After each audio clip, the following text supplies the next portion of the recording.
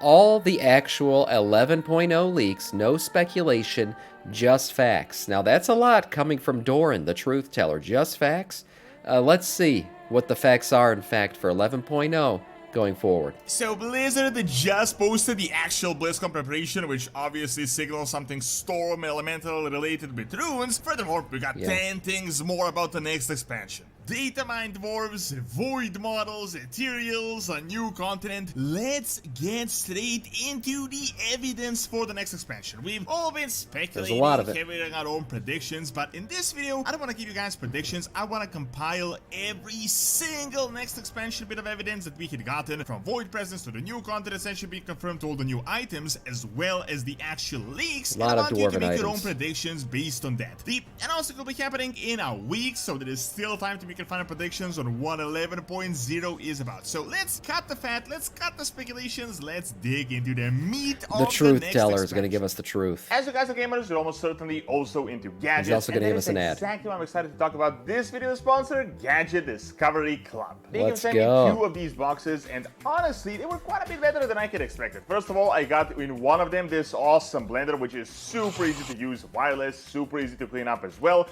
Additionally, they have also sent me this wireless Bluetooth speaker, which is tiny, but also has amazing sound at the same time. Now, you may be wondering, like, what exactly is this card? Now, you get quarterly themed boxes with a bunch of themes with up to 4 gadgets inside. Best of all, it's not just cheap stuff, it's always going to be worth at least $125, and there's almost always going to be something that you will find very useful. You can pay annually, you can pay quarterly, Get your gadget but boxes, this can boys. be a perfect gift, especially now for November, the Black Friday, and all the holidays, as you can gift people this amazing My video next, I'll check it out right after this, I Never promise. been a better time to join the Gadget Discovery Club. Click my link in the description below and use code Doran's Movies, and you will get $20 off your order. So check out my link in the description below.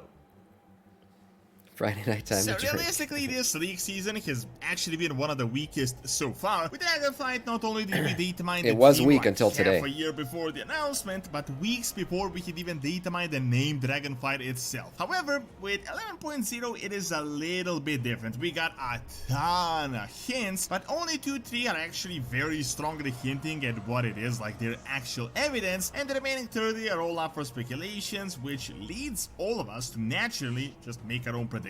However, Right. now I'll bring up what was leaked today. I'll show it when he shows what is relevant. put my own speculations up to an absolute minimum, and I want to give you guys every single hint we currently have so that you can make your own predictions, and then so you can kind of cut through the fat and just get the 100% hard data. So to start off, Hard, yeah, 11.0 100% hard, I Edition like has been leaked in the PTR build of 10.1.7 along with the trading post currency rewards, which is of course confirming that we will get a new What up, expansion this year's BlizzCon. This wasn't really news to anyone. This also subsequently confirmed that 10.2 is going to be the final major patch of Dragonflight, and Right, the final further raid updates patch. all but 100% confirmed that we won't be getting 10.3 or really another major addition to this current expansion. A few months before that, we got legit most visual hint. There was the appearance of Troll on the BlizzCon art, which is all but a 100% confirmation that he will be a major character in the next expansion. It makes sense that Thrall's a major character in what will probably be an elemental expansion, right? He is like a shaman and everything. And also, Thrall's return, Metzin's return, hand in hand, it kind of makes sense. That is, they are each other after all. We had Jane on the BlizzCon out, prior to Shadowlands announcement, we had Sylvanas on the BlizzCon out. Naturally, you can connect the dots, and we can use the same logic to predict that Troll is going to be one of the most relevant characters. Seeing that he's a world shaman, that he saved the world from the Cataclysm in the past, and now we are getting Cataclysm 2.0 with Amir Drasil and the new patch, that made everyone connect this as an elemental-based expansion, which naturally makes sense. However, then we got all these new continent hints. Some you probably already know, but we got new ones that are only a week old at this point as well. I really want to spare the speculations, you can probably already heard most of it, so I'm going to summarize it as much as possible. These hints have been littered in the game since the start of Dragonflight. First, we got the hint of that pirate Night Squall. Yeah, the Night Squall hints, that's right. To return. Now he's starting a new expedition. He's the only one to ever go over to the other side of the world or west of Kalimdor and come back to tell the tale. That's what his story is. Yada yada. This of course prompted everyone to believe the new Pirate pirate expansion. But then the CEO of Blizzard came out and said no pirates will be happening. Unfortunately. Furthermore, Night Squall may actually be just a complete dead end, as the guy that introduced him is no longer actually working at Blizzard. However, he was probably never actually meant to be a major character, just like a small hint to tease the next expansion, like someone that managed to visit the new continent and to return. Around the same time, we ran across old God affiliated documents in Deathwing's laboratory. They talk about the ordering of Azeroth by the Titans, how all of that has been a lie, how the Titans never actually managed to get rid of the old God's influence as they claim, and how the fact that the next expansion is an elemental expansion probably also means it's an anti-Titan expansion, because they don't go hand in hand, really. The elemental shit is like very natural. It's kind of disordered if you let things play out, whereas the Titans are all about order. And and we also saw all the stuff about these stone dwarves, the stony boys. They're all made of rock and shit like that, being sent by the Titans to this Avaloran continent. But then they got the curse of flesh and they became regular dwarves. There's this whole like tug of war between the natural state of things and the Titan way, which is like very ordered and not, I guess I wouldn't say unnatural, but like only one way, whereas nature tends to go many ways. So this could be an anti. Plus, we know Iridikron is literally trying to bait the Titans out so you can go fisticuffs with them or fist them. It depends on what website you're on. It apparently hid something beyond the waves, which was yet another hint at a new continent. Then, only a week or two back, we got essentially just a confirmation that the new continent exists, which is the most legit evidence of this entire League season. It is called the Tragedy of Renetria, and to summarize it as quickly as possible, it talks about a green dragon that explored all there is to Azeroth, got bored, got really curious to go west of Kalimdor to the apparently forbidden area. We're gonna go west of Kalimdor. I really think that's what's gonna happen. Foreshadows that he knows what is hiding there. He wants to keep it a secret, and he doesn't want anyone to go there. Apparently, a terrible storm is around this continent, island, or landmass, and no one is able to go through. Officially, Renetria dies, and we are warned to never go beyond the storming sea. But then there is a hint that she not only reached it, but established a new green dragonfly there, and has been living there for thousands of years. This heavily connects with the fact that the final major patch of Dragonflight 10.2 is a green dragonfly patch, so this is probably just going to be a bridge to the next expansion. Bridge to the next expansion. That makes sense. We got two banger books further antagonizing the Titans, also adding even more context to this. I'll try to summarize it as quick as possible. One is called The Nature of the Dream, the other The Legend of Eluna here. Long story short, Elune and Eonar seem to be lovers. There is a connection between Elune, the live Titan, and Eonar, the actual Order Titan. See, they be fucking, and from what I saw, the big bearded Titan, I forget what his name is, he didn't like this shit because it led to some unnatural stuff, some very naturey looking stuff. He didn't like the fact that they'd be fucking, so he had problems with it and he told him to stop. That's a true story. I'm not making that shit up. On Azeroth, naming it Eluna here, then Amantul, the lead Titan guy, hated it because it had nothing to do with the Order agenda. He just ripped it out completely. He ripped it out, man. He didn't like that shit. Remember the name Eluna here because we know later Elune had probably saved Eonar's soul on the planet of Lunaria, as you may remember from Legion. This kind of confirms that Elune will be one of the major characters in 11.0. Thank you so much, Stranson, for the first sub. Prime sub 7 months. Thank you, man. Then we learned about the Emerald Dream, that it isn't exactly the blueprint of Azeroth. Eluna here's roots remain, and they're probably connected to this, and the Titans are trying to control the dream to their purpose. The reason I'm really diving into this is because the final Dragonflight patch is about the Emerald Dream, and that will probably also be the bridge into the next expansion. Furthermore, we hit determine the actual ending of Dragonflight itself. Vironot becomes a new aspect, the Mirdrasil is saved, Another anti-Titan thing. The fact that the Dragonflights are now not going to receive their powers from the Titans, but in fact from Mirdrasil, which is a nature thing, right? It's a nature thing. It's not a Titan thing. City, and most importantly, all aspects are blessed by the World Tree itself, becoming essentially the aspects of the life force, the aspects of Azeroth, and this is like their final turn against the Titans. This further plays on the hint we got in 10.1.5 from Iridikron that he is baiting the Titans into coming to Azeroth, and the Titan presence is very heavily hinted for 11.0. However, now we got the most interesting parts. You definitely have heard of Auren. I'm not really going to dig into that. You have also probably heard of the observational report. Auren has all but basically been confirmed by today's leaks. Again, I'll show you them here in a second when he gets to the stuff that's relevant. Got sent by the Titan Keepers to a fissure, essentially rebelled and became dwarves eventually, and their fate was unknown. Well, these surviving roots of Luna here say about unknown guardians coming to protect the remnants of this ancient world tree, so it is 100% possible that Luna here could be this new zone where we are probably going to go to. These new dwarves named this place Khazalgar, and that leads us essentially into the biggest bit of evidence for the next expansion. So this isn't a fake leak. Someone actually played around with the WoW's official build, discovered the so-called Algarian Storm Rider, which seems to be a reward for the heroic edition of the new expansion. Buying the heroic edition of the expansion will give you the Algarian Storm Rider. And currently, Storm Riders do exist in the game. They are elemental tornado-looking guys that are in Northrend. More elemental shit, more hinting at that. Keep in mind, the name, Algarian, Khazalgar, 100% Algarian fits with Khazalgar, yep. To it. The Storm Rider almost certainly is a Griffin Rider, and we have a ton more proof of Griffin Riders being a key part of the new expansion. So our brand new Griffin texture was data mined. Not to mention, I think that's what he's talking about right now. Yeah, there are new Griffin animations that fit in with dragon riding animations, so now you can dragon ride on a Griffin.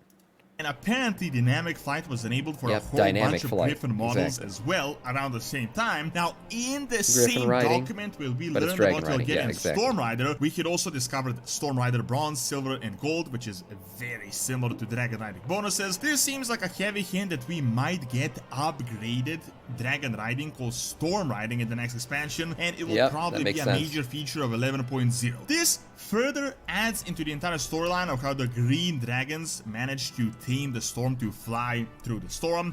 Additionally, we had data mined the Storm Rider Stone Hammers, a new cosmetic. It says that these weapons are renowned across Azeroth for mastering the power of the storm itself. I really don't think I need to expand further on this, as you already have heard all this storm stuff. To further the dwarven stuff, we got a whole bunch of dwarf related assets in the trading post that was very recently added. We had discovered the dwarven crown splitter. The crown splitter. What a fucking badass name for a weapon. The crown splitter. Yeah, this is badass. These are all dwarven assets. We had discovered the Wildhammer Scout and Griffin Rider headgear, which further plays into the previous hints. And in the past, we had also gotten updates to the dwarven guards, dwarven siege engine. We had hints of dwarves reconnecting with I would like a dwarf cousins in Northrend. Now, expansion. I think dwarves are cool. They're husky.